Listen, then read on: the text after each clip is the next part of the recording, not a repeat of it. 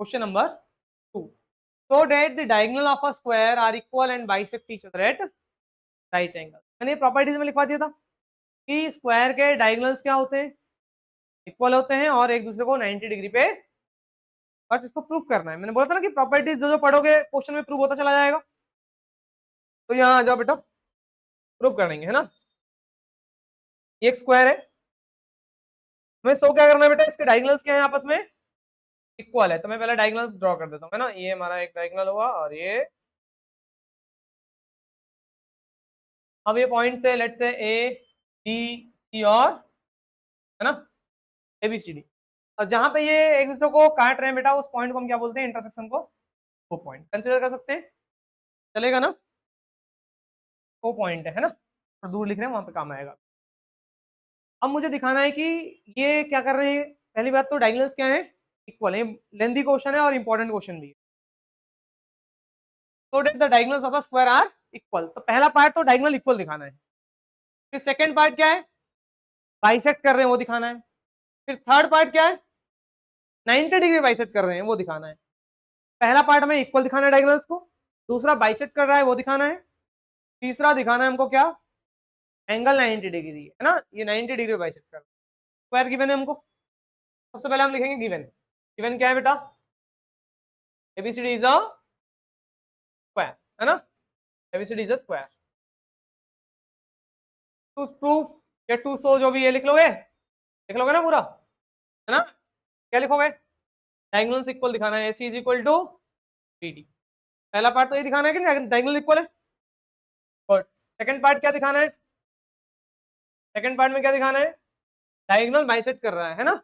तो बाइसेक्ट का मतलब क्या होता है, ओ ए किसके बराबर और ओ बी किसके बराबर, ये दिखाना है ना। तो गिवन पार्ट आप लोग लिखना, मैं डायरेक्ट सॉल्यूशन शुरू कर रहा हूँ, है ना। सॉल्यूशन स्टार्ट करें, ऐसे 3 पार्ट है, लिख लेना आप लोग। सॉल्यूशन स्टार्ट करेंगे, सबसे पहले डायगोनल को इक्वल दिखाना है। देखो एक ट्रिक होता है ना, जैसे पिछले वाले क्वेश्चन में हम लोगों ने पढ़ा, 90 डिग्री जब भी दिखाना हो तो आपको यही केस करना है। 90 डिग्री जब भी एंगल को दिखाना है तो आपको 2 ट्रायंगल हमेशा चूज करने पड़ेंगे। कौन कौन से ट्रायंगल, ये वाला और एक तो कॉमन बेस हो, ऐसे एक ट्रायंगल आपको चूज करना है। अब मैं बात कर रहा हूं डायगोनल्स को क्या दिखाना है, इक्वल दिखाना है। डायगोनल्स को इक्वल दिखाने के लिए मुझे क्या करना पड़ेगा, डायगोनल्स को भी इक्वल दिखाने के लिए मैं यही 2 ट्रायंगल लूंगा जो पिछले वाले केस में लिया। कौन कौन सा ट्रायंगल, ए डी, ये वाला ट्रायंगल हो जाएगा, और एक बीसी, ये दूसरा ट्रायंगल हो। आ रहा है समझ, बेहतरीन। तो हम लोग क्या लेंगे बेटा, in triangle ADC and triangle BC, ADC triangle है और BC D ट्रायंगल। अब इसमें देखो 3 चीजें में इक्वल दिखाना है। फर्स्ट पार्ट क्या है, AD किसके बराबर है, होगा स्क्वायर के चारों साइड क्या होते हैं, स्क्वायर है, ये इसके बराबर होगा। ये वाला साइड किस ट्रायंगल में आ गया, वाला ट्रायंगल में आ गया। और ये वाला साइड किस ट्रायंगल में आ गया, ये वाला साइड, है ना। इस तरह से 2 साइड क्या हो गए हमारे, इक्वल हो गए। तो AD is equal to BC। AD is equal to क्या बेटा, ये क्या है हमको गिवन है। सेकंड पार्ट पढ़ेंगे, सेकंड पार्ट CD देखो, CD क्या है दोनों में, CD इस ट्रायंगल का भी पार्ट है और CD ट्रायंगल का भी।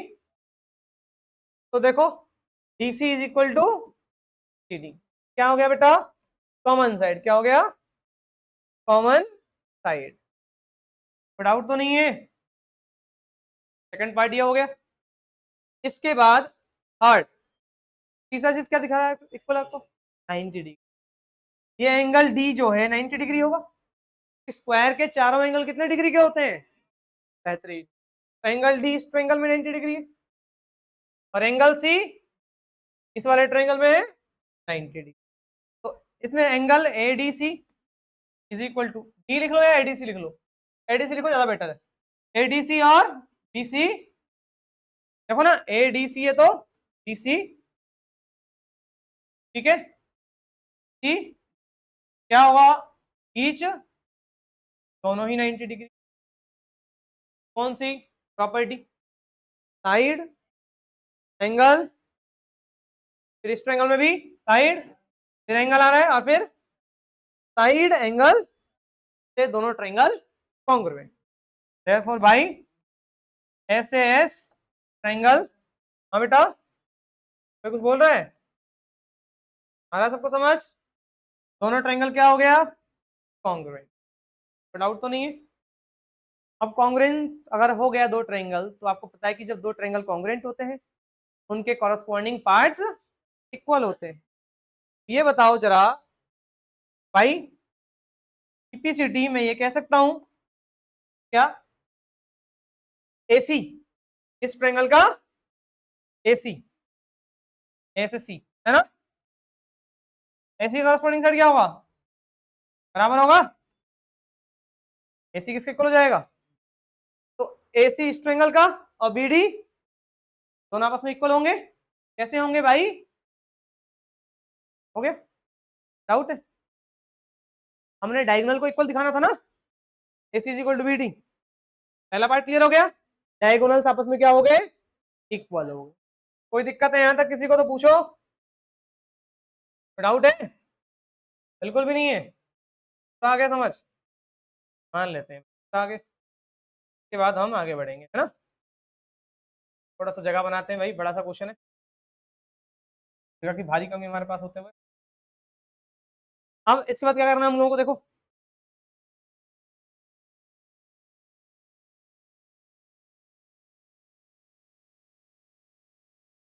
बाद सेकंड पार्ट करेंगे आप, है ना बेटा।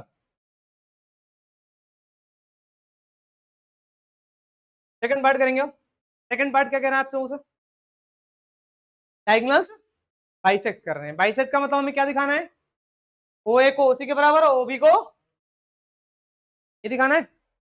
देखो जब भी डायगोनल्स बाइसेक्ट करने का कोई केस आए तो ट्रायंगल हमेशा क्रॉस वाले चूज करना। कैसा ट्रायंगल चूज करना है? क्रॉस वाला। क्रॉस में ये वाला ट्रायंगल और ये वाला ट्रायंगल, ऊपर और नीचे, या तो इसको इसके कॉन्ग्रुएंट दिखा दो, क्या भैया तो इसके कॉन्ग्रुएंट दिखा दो, या तो इसको, दो क्रॉस के ट्रायंगल दिख रहे हैं ना, या तो ये वाला ले लो, या तो ऊपर वाला और, तो हम लोग कौन सा ले लेंगे बेटा? जो भी चाहो, ऊपर और यही लेके करते हैं, है ना बेटा। अब हम स्टार्ट करने वाले हैं सेकंड पार्ट, है ना। नाउ इन ट्रायंगल, कौन सा ट्रायंगल लेंगे बेटा? AO, अच्छा क्रॉस में ट्रायंगल लिखना सिखाया था, अगर AOB लिखोगे तो ऐसे चलते हो तो इधर से ऐसे चलना होता है। AOB and triangle COD। अब इन दोनों ट्रायंगल को क्या दिखाना है? कॉन्ग्रुएंट दिखाना है। जब इन दोनों ट्रायंगल को कॉन्ग्रुएंट दिखाना है, तीन चीज हमेशा इक्वली दिखाना होगा आपको। पहला चीज देखो क्या इक्वल हो सकता है, पहला पार्ट क्या हो सकता है कि ये जो एंगल है, ये वाला एंगल क्या इसके बराबर हो सकता है? ऑल्टरनेट इंटीरियर, क्योंकि ये लाइन क्या है आपस में बेटा? Parallel line. वायर के तो अपोजिट साइड पैरेलल होते हैं ना, जब पैरेलल लाइन है ये ट्रांसवर्सल हो गया, ये हमारा ऑल्टरनेट इंटीरियर एंगल। आ रहा है समझ? ये ऑल्टरनेट इंटीरियर एंगल हो गया। सिमिलरली ये वाला एंगल किसके बराबर हो जाएगा? अगेन ये कौन सा एंगल? ऑल्टरनेट, दो लाइन पैरेलल है और ये ट्रांसवर्सल है। आप चाहते तो ये वर्टिकली अपोजिट वाला एंगल भी ले सकते थे, आपकी मर्जी है, बट उसकी, है ना। दो एंगल हो गया। तीसरा AB किसके बराबर है बेटा? CD के बराबर होगा। क्यों? स्क्वायर के चारों साइड आपस में क्या होते हैं? क्या मिला देखो, angle, side, angle, angle, angle side angle से दोनों ट्रायंगल क्या हो गए? कॉन्ग्रुएंट हो गए। इसी को हमें अब लिखना है यहाँ पे। कैसे लिखेंगे? एंगल OAB, OAB, OAB है तो OC, है ना, एंगल C, वरना यहाँ देख के लिखना हो तो यहाँ देख के लिखो। OAB है ये वाला एंगल और OCD दोनों आपस में क्या होंगे? क्यों? ऑल्टरनेट्स, है ना। फर्दर ये वाला एंगल इसके बराबर है, OBA, एंगल OBA। देखो OBA है तो ODC, ओडी ओडी है ना, क्या ऑल्टरनेट इंटीरियर एंगल, समझ में आ गया। तीसरा ए बी किसके बराबर है, एबीसीडी के इक्वल है। क्या रीजन है बेटा, क्या रीजन है, हाँ ऑल साइड्स, हाँ इक्वल है ना, या साइड्स ऑफ स्क्वायर लिख दो, sides of square, short side से लिख देना, साइड्स ऑफ स्क्वायर है ना, स्क्वायर की साइड से इसलिए इक्वल होंगे। कौन सी प्रॉपर्टी, देयरफॉर भाई एंगल साइड, दोनों एंगल के बीच में साइड है ना, इसलिए एंगल साइड एंगल है। ट्रायंगल एओबी किसके कॉन्ग्रुएंट, सीओ, जब दोनों ट्रायंगल कॉन्ग्रुएंट हो गया, अब हमारा काम आएगा, देखो जब दोनों ट्रायंगल कॉन्ग्रुएंट हो गया तो सीपीसीटी से हम क्या करने वाले हैं, प्रूफ करने वाले हैं डायगोनल्स को बाइसेक्ट। कैसे, देखो यस, तो भाई सीपीसीटी, भाई ध्यान समझना, ओ ए किसके बराबर होगा, ध्यान से देखो ना, ओ ए उसी के बराबर, मैंने वहां देखा भी नहीं, ओ ए बराबर है, ओ ए इज इक्वल टू, ओ ए उसी के बराबर आ गया, फिर ओ बी किसके बराबर होगा, O B equal to, and O B is equal to, इसका क्या मतलब है, ये इसके बराबर हो गया, ये इसके बराबर हो गया, इसका मतलब डायगोनल क्या करे दूसरे को बाइसेक्ट कर रहे, तभी ना बराबर आया बेटा, सिंपलाइज व्हाट, है ना, diagonals bisect, bisect each other, है ना, डायगोनल्स बाइसेक्ट ईच, डाउट है बेटा किसी को, श्योर ना, सुनो अब इसका थर्ड पार्ट देखेंगे बेटा, है ना, अभी मैं इसको इरेज करने वाला हूं ना, थर्ड पार्ट देखो, अब जब भी आपको एंगल बाइसेक्ट करके दिखाना है यहाँ पे, है ना, सब इरेज ही करता हूँ, वैसे कोई काम का तो नहीं, सबने लिख लिया आप जितना लिखना था, है ना, डायग्राम भी बहुत वैसा हो गया है, क्या था बेटा, ये point A B C D, और ये पॉइंट क्या था बेटा, अब यहां तक तो हो गया। अब मुझे क्या करना है कि जब भी डायगोनल्स को ना 90 डिग्री में बाइसेक्ट करना दिखाओगे, आपको लेने हैं दो एडजेसेंट ट्रायंगल्स, देखो ये चार ट्रायंगल दिख रहे हैं, ये छोटे छोटे वाले, ये वाले छोटा वाला एक ट्रायंगल, एक ये वाला, एक ये वाला है, और एक चार ट्रायंगल है, two pair of adjacent triangle ले लो, पेयर ऑफ एडजेसेंट ट्रायंगल मतलब मैं ये ले रहा हूँ, जैसे मैंने ये वाला ट्रायंगल और वाला ट्रायंगल, कर सकते हैं ना, इन दोनों ट्रायंगल को मैं दिखा रहा हूँ क्या बेटा, कॉन्ग्रुएंट, कौन सा, ये वाला ट्रायंगल और ये वाला ट्रायंगल, ये वाला ट्रायंगल कैसे लिखेंगे, ए ओ टी, तो स्टार्ट करें solution, in triangle, third part start कर रहे हैं ना, in triangle A O T and triangle A O D है, और ए ओ, ट्रायंगल लिखने का तरीका ध्यान समझना, है ना, नहीं दिख रहा बेटा वहां से, हाँ ए ओ डी और ए ओ, ये दो ट्रायंगल कॉन्ग्रुएंट दिखाने हैं, अब ध्यान समझना, इन दोनों ट्रायंगल कॉन्ग्रुएंट दिखाने के लिए तीन चीज इक्वल होना चाहिए। पहला पार्ट तो आपको दिख रहा है कि एडी किसके बराबर है, क्यों है बराबर, स्क्वायर है, और स्क्वायर के सारे साइड क्या होते हैं, इक्वल होते हैं, तो ये इसके बराबर तो हो गया। दूसरा ओ ए इस ट्रायंगल का ही पार्ट है, और ओ ए तो दोनों में कॉमन है ना भाई, समझ में आ रहा है, जो ओ ए वाला पार्ट है वो इस ट्रायंगल का भी पार्ट है और इस ट्रायंगल का भी पार्ट है, दो चीज इक्वल हो गया। थर्ड ओडी किसके बराबर, ये अभी हमने प्रूफ किया था ना, डायगोनल्स बाइसेक्ट कर रहा दिखाया था, तो अभी हमने प्रूफ किया था ओडी किसके बराबर है, ओबी के बराबर है, तो इसका क्या मतलब है, दोनों ट्रायंगल के तीनों साइड आपस में क्या हो गए, इक्वल हो गए, कौन सी कॉन्ग्रुएंसी, साइड साइड साइड, तो फटाफट बताओ क्या क्या लिखूं, एडी किसके बराबर है, ए बी के बराबर है, रीजन क्या होगा, साइड्स ऑफ अ स्क्वायर, है ना, फिर एडी क्या हो गया, सॉरी एडी एओ कॉमन हो गया, एओ हमारा कॉमन साइड हो गया। तीसरा ओबी और ओडी, तो ओडी इज इक्वल टू, क्यों, क्योंकि डायगोनल्स जो हो रहे हैं बाइसेक्ट कर रहे हैं, या आप लिख दो पहले हम प्रूफ कर चुके हैं ना, अब ऊपर हम प्रूफ कर चुके हैं दोनों बराबर है। कौन सी प्रॉपर्टी? एस एस कॉन्ग्रुएंसी से ट्रायंगल एओडी किससे कॉन्ग्रुएंट हो गया बेटा? एओ कॉन्ग्रुएंट हो गया। अब सुनो, मुझे कौन सा एंगल 90 डिग्री दिखाना है बेटा? जिस एंगल है बाइसेक्ट कर रहे हैं, मतलब ये वाले एंगल कितने डिग्री के दिखाने हैं? 90 के दिखाने हैं। इन वाले एंगल्स को पकड़ो, तो ये वाला एंगल कौन सा होगा? ये वाला एंगल क्या लिखता हूं? ये वाला ए ओ, बताओ कि जो एओडी होगा, एंगल एओडी, देखो यहां से देखना, एओडी है तो एओबी, ये बराबर होंगे आपस में क्या? क्योंकि दोनों ट्रायंगल कॉन्ग्रुएंट हो चुके हैं। कॉरेस्पॉन्डिंग एंगल, तो एओडी का कॉरेस्पॉन्डिंग एंगल कौन सा है?